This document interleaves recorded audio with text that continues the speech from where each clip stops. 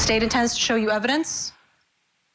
There was bad blood between these two girls, and their living situation was highly toxic.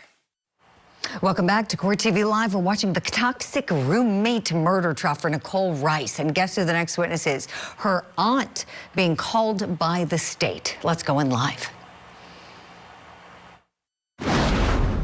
Would you please state your name for the record? Brenda Glinz. And would you please spell your last name? Glinz.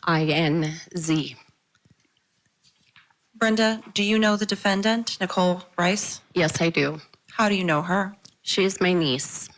And how are you related to her specifically? My brother, Kevin, is her father. Okay.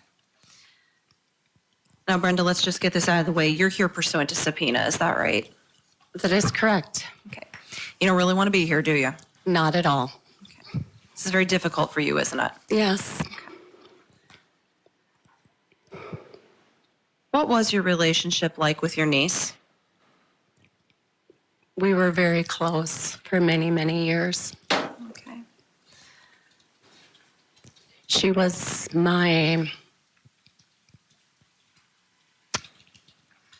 like a daughter to me. Did she used to refer to you in a particular way? Sometimes she would call me her other mama.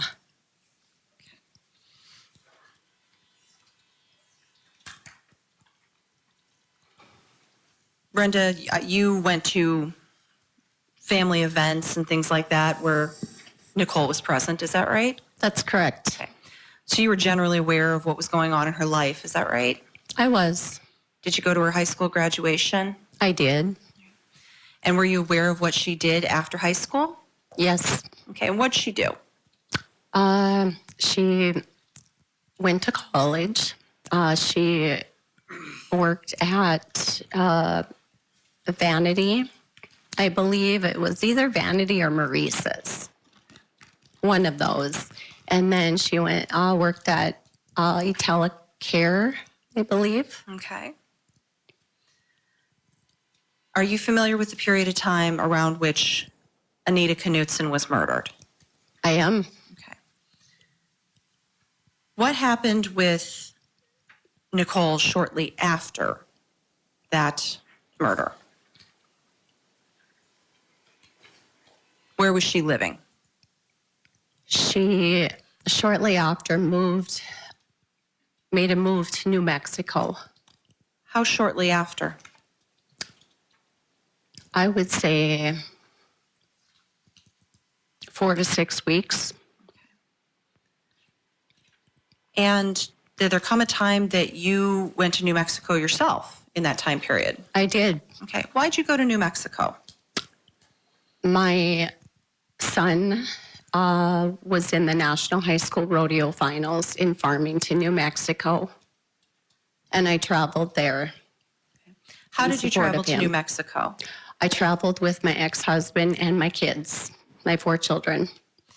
And was Nichole living in New Mexico at that time? Yes, she was. Did you see her while you were there? Yes, I did. And how did that come about? Her and the man that she went there for, things did not go as planned for her. And she reached out to me when I was in New Mexico.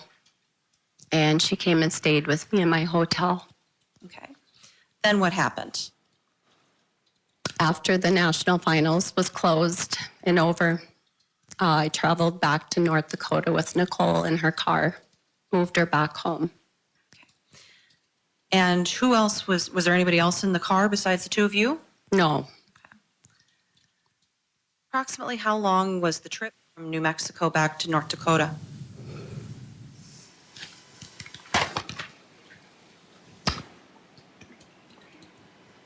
Probably 2 days. And during that time, did the two of you talk? Absolutely. Did Nicole talk to you about Anita's murder during that time? Yes. Okay. Do you recall what she told you?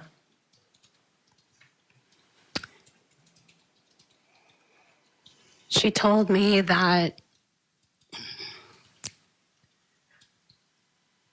there was a cut screen, and the person, whoever did this, cut the screen and was hiding in her bedroom, waiting for Anita to come out of the shower to make the attack. Okay. Did she tell you anything else? She said that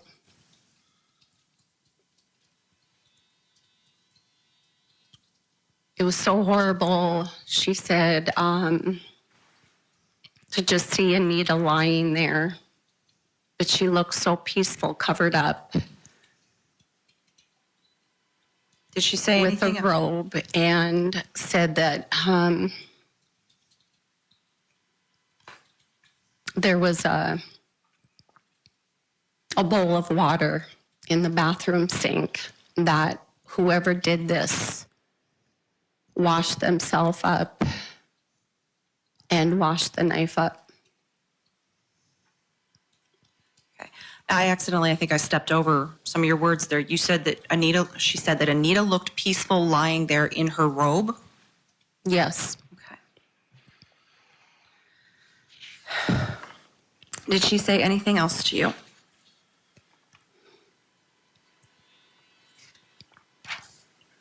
During that trip? She was very upset that her iPod was gone, that the person, whoever did this, stole her iPod. She said that Anita was raped and stabbed, and there was no, but it appears to be no struggle. Okay. Now, Brenda, you said that Nicole moved to New Mexico about 4 to 6 weeks after Anita was killed. Correct. And she had been in New Mexico approximately how long by the time that you had come to New Mexico for the rodeo finals? Probably a couple weeks. She wasn't in New Mexico very long, was she? No, she was not. So this was just a few months after Anita's murder, is that correct? It would have actually been in July that I was in New Mexico for the national finals. Okay. So you were in New Mexico in July. All right. Was there ever any further conversation after you brought Nicole back, or you came back with Nicole from New Mexico, with regards to Anita's murder in general, or Nicole's whereabouts that day in particular?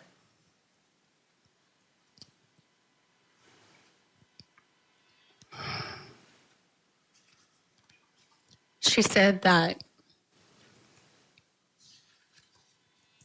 she had no idea of anything, because she said that she was in Sykeston at her aunt's family gathering, and then she went to the 41 Club that night to work at her cousin's grand opening.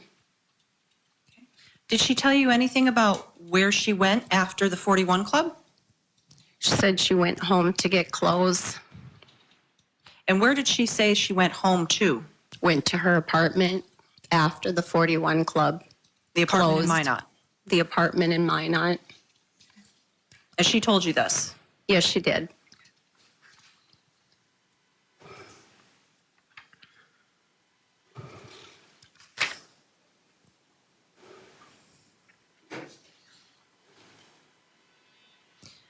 Was there ever any discussions with the family as a whole, with Nicole present, that you heard her saying things about the case?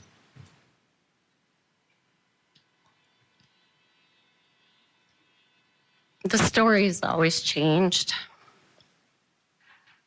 I How so? think throughout the whole 18 years of who it may be, or where she was, or that they got the person, or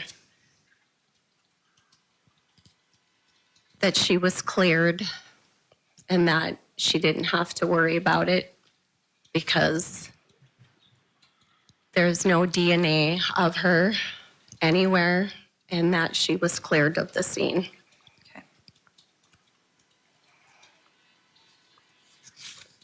Do you remember how Nicole reacted with regards to Anita's death?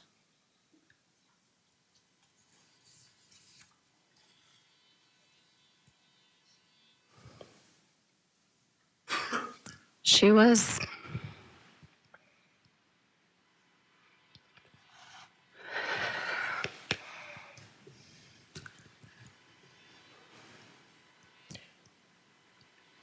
not the way that most people would react to somebody that was your friend if they died.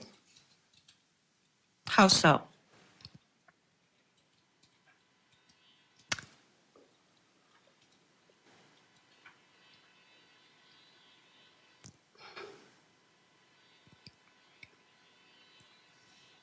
She referred to her more than once.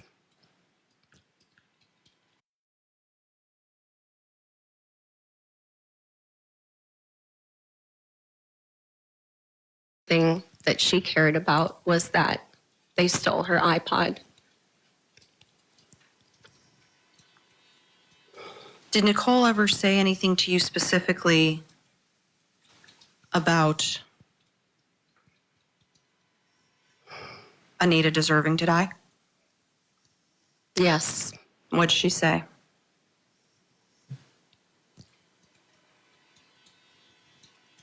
She deserved to die.